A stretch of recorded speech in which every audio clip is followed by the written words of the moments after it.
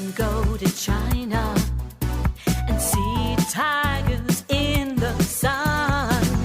Tigers are great hunters. They can jump and they can run.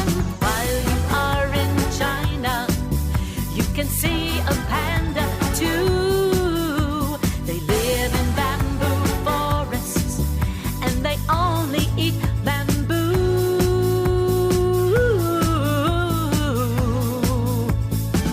Everywhere you travel, there are animals to see.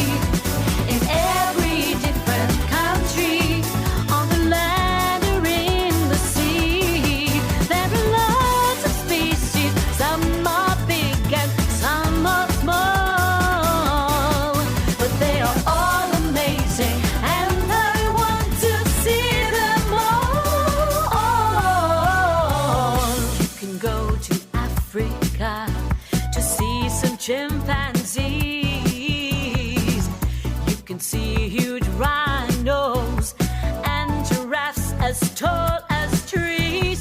Travel to Australia and meet a kangaroo, or see a scary spider and a cute koala too.